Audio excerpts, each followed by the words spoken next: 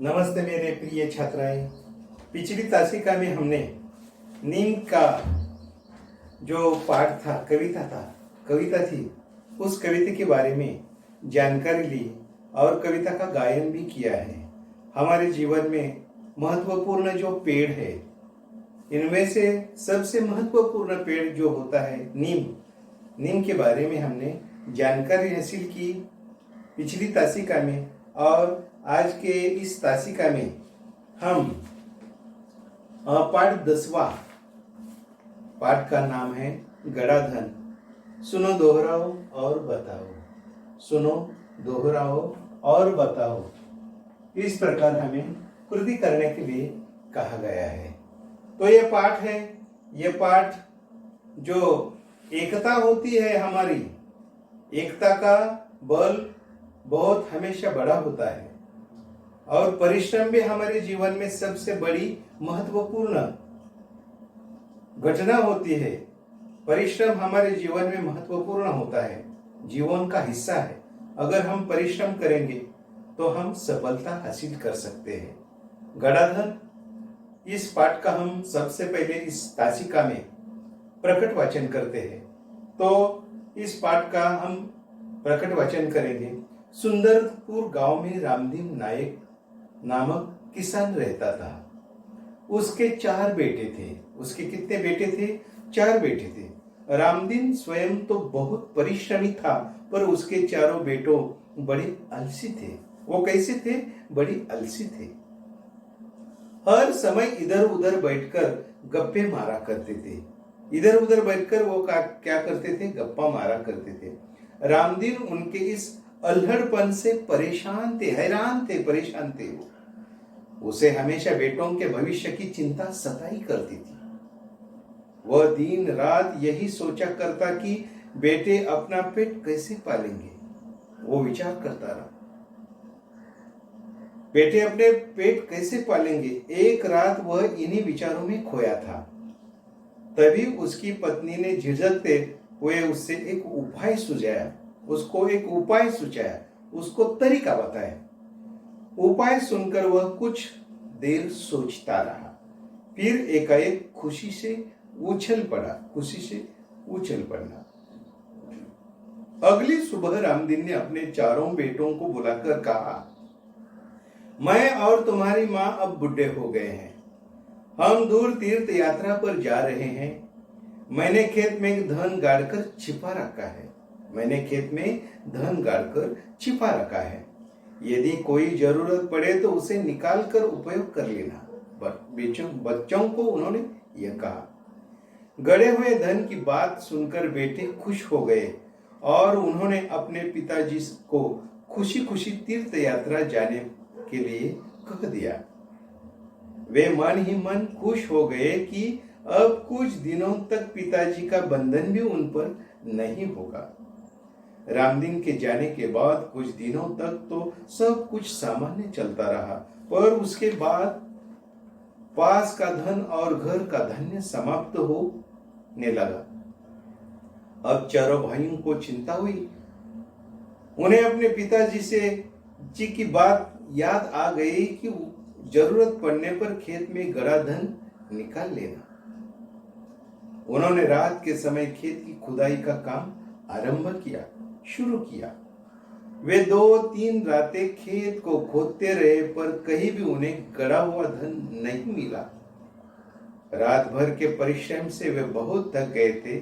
जब सुबह बहुत हताश होकर वे चारों अपने घर लौटे थे, तभी रामदीन के परम मित्र हरिनाथ ने रामदीन के बच्चों से पूछा, तुम सब थके हुए क्यों हो? कारण जानने के बाद हरिनाथ ने उन चारों को सलाह देते हुए कहा, तुम लोगों ने खेत को तो खोद लिया ही है, अब उसमें बीज बो दो। उसमें क्या कर दो? बीज बो दो। चारों भाइयों के उदास चेहरों पर खुशी की लहर दौड़ी गई।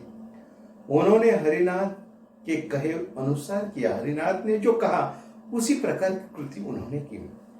खेत में नन्हे नन्हे अंकुर निकल आए।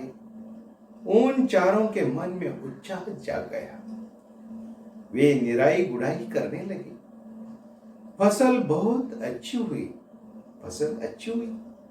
हरिनाथ काका को धन्यवाद देकर वे फसल को बाजार में बेचने के लिए ले जाने की तैयारी में जुट गए, इकट्ठा हो गए।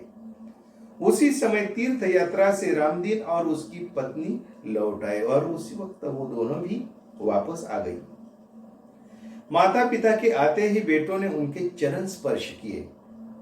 गाड़ी में लदे अनाज के बारे में बोरे देखकर रामदीन ने कहा, अब तुम्हें खेत में गड़े धन का राज समझ में आ गया होगा।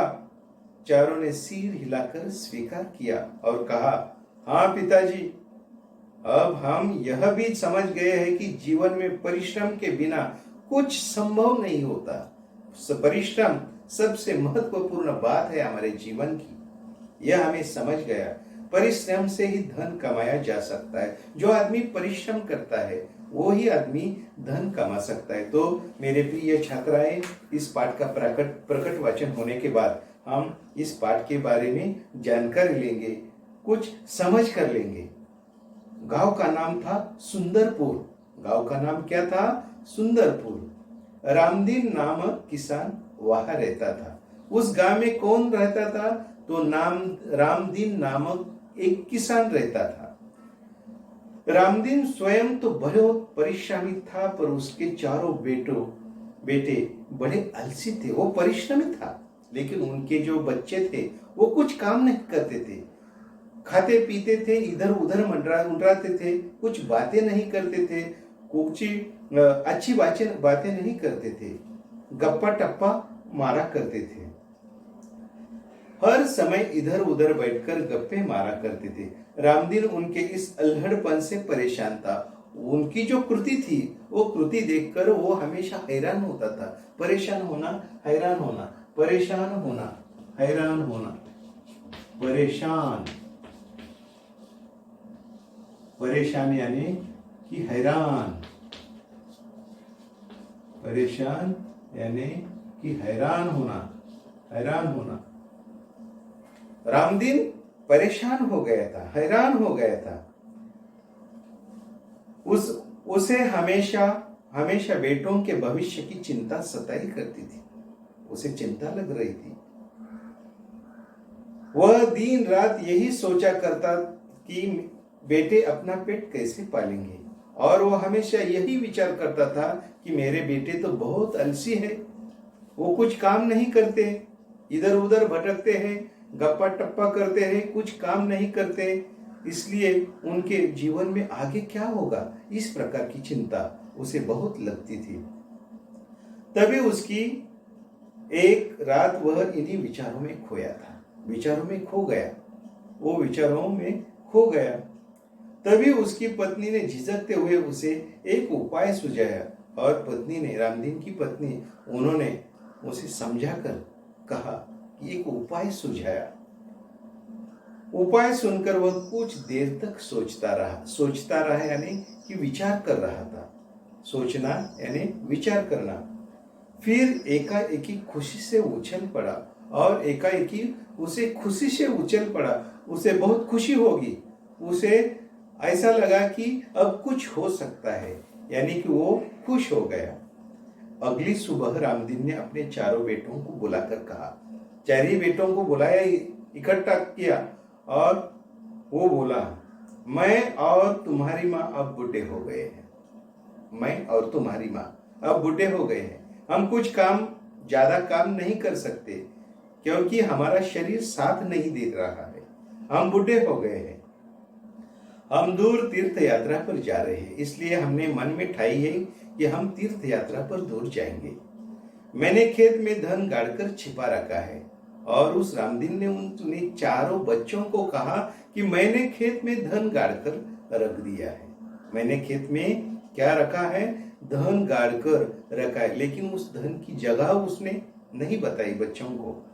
यदि कोई जरूरत पड़े तो उसे निकाल कर उपयोग कर लेना। अगर तुम्हें कोई जरूरत पड़ गई तो उसे निकाल कर तुम उसका क्या कर सकते हो? उपयोग कर सकते हो। गड़े हुए धन की बात सुनकर बेटे खुश हो गए, और उन्होंने अपने पिताजी को खुशी खुशी तीर्थ यात्रा पर जाने के लिए गड़े हुए धन की बात जब उन 4 ही बच्चों को समझ गई, लड़के को समझ गई, तो उनके खुशी का ठिकाना रहा। उसे उनको बहुत आनंद हो गया और उन्होंने रामदीन और उनके माँ को खुशी खुशी तीर्थ यात्रा पर जाने के लिए मना कह दिया। वे मन ही मन खुश हो गए कि अब कुछ दिनों तक पिताजी का बंधन भी उन पर नहीं होगा। और उन्हें यह मालूम हो गया कि उनको मन में खुशी प्राप्त हो गई कि कुछ दिन आजाद से बैठकर खाएंगे, इधर उधर घूमेंगे, पिताजी का कोई हमें डर नहीं होगा। इस प्रकार से वे आनंदित हो गए। रामदीन के जाने के बाद कुछ दिनों तक सब कुछ सामान्य चलता रहा, पर उसके बाद पास का धन और घर का धान्य समाप्त होने लगा। सब कुछ समाप्त होने लगा, सब कुछ खत्म होने लगा। अब चारों भाइयों को चिंता हो गई, उनको चिंता हो गई। उन्हें अपने पिताजी की कही बात याद आ गई कि जरूरत पड़ने पर खेत में गड़ा धन निकालें। और जाते वक्त पिताजी ने कहा था कि खेत में मैंने गड़ा धन छिपा दिया है और वो धन निकाल कर तुम क्या कर सकते हो, तुम्हारे उपयोग में ला सकते हो। तो मेरे प्रिय छात्राएं, इस पाठ में हम यहीं तक आज के इस भाग 1 पर रुक जाएंगे और भाग जो दूसरा जब शुरू हो जाएगा तब अगला जो पाठ है वो पाठ हम शुरू करेंगे। तब तक नमस्ते।